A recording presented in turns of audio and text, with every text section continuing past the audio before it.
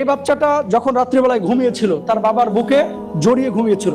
আপনারা জানেন প্রত্যেকটি বাচ্চারই গায়ের একটা গন্ধ আছে, এবং বাবার কাছে বাচ্চার গায়ের গন্ধ পৃথিবীর সেরা সুগন্ধি। মায়ের কাছে বাচ্চার গায়ের গন্ধটা পৃথিবীর সেরা সুগন্ধি। তার গায়ের গন্ধ নিতে নিতে তার বাপ ঘুমিয়েছিল, তার মা ঘুমিয়েছিল।